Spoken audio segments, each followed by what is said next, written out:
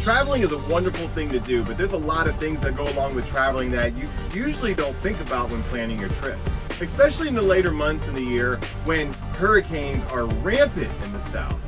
Welcome back, everybody. It's Chris from Chris Travels, and today we're just going to briefly talk about the weather and how you can stay on top of it so it doesn't completely wreck your plans. If you live on Earth, then you know that weather is a huge part of day-to-day, but it can really hurt your plans or even put you, your family, and others in harm if you do not keep an eye on it and take preventive measures. If you run big rigs, that may not be the best time for you to actually move your rig. Use applications or just use a simple web browser to check the weather in your area and where you're going, especially if you're not used to the area that you are traveling to. For instance, Florida and Mexico usually are bombarded by hurricanes. Hurricanes are something that you do not take lightly. They can be very dangerous. And the greatest part is you kind of have an idea where they're going. Another thing that comes along with the hurricanes is lightning, tornadoes. We get hail with these things.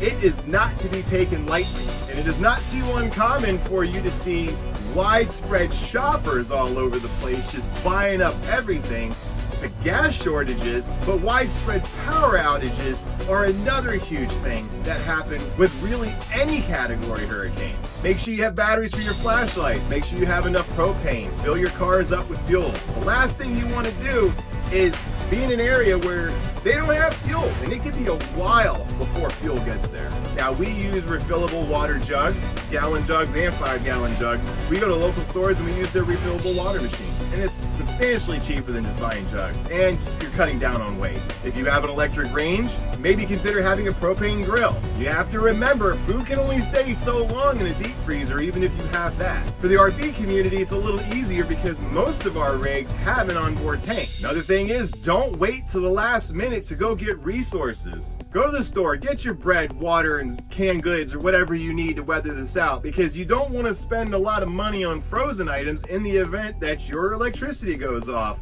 Now you're going to find some way to cook up your entire freezer just so you don't lose everything. A few years back, a storm hit us and we were without power for a couple weeks. And if you're in the central United States, tornadoes are a huge thing, and they don't give you a lot of warning like a hurricane would.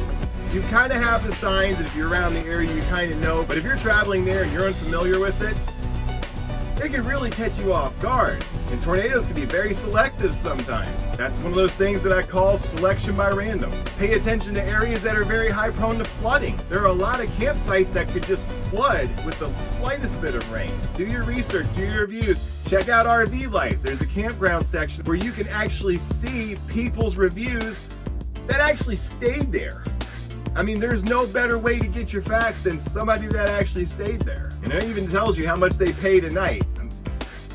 Can't argue with that. Pay attention to areas that are prone to high winds. This could be outside the realm of a storm, just high winds in general. And if you're new to this RV life and you have no idea about this, it's gonna be absolutely brutal if you don't do some research. So do your research, ask around, consult the community. You want to pay attention to storms. You want to pay attention to areas that have high winds. These are things that can be very dangerous. And if you know a storm is coming, now would be a great time for you to start doing a little PM. Check your engine, check your generator, make sure all your systems are working properly, and make your move if you have to make a move. But don't wait, because there's another side to hurricanes: traffic. Something happens where everybody always leaves at one time, and every single road is gridlocked. I don't know. So don't wait till the last minute if you're going to leave. If you're going to leave, leave. But don't wait till the last minute, because you don't want to get stuck in traffic when a major storm hits. And then if you're stuck in traffic, everybody's scared. Now the meltdowns happen.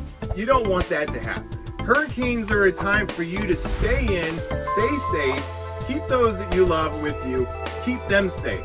Enjoy some family time. If the lights go off, tell each other stories. Great time to bond. We gather together and have a good time. Well, I appreciate you spending your time with me. I hope this video finds you well. This is Chris from Chris Travels, and I hope to see you on the road.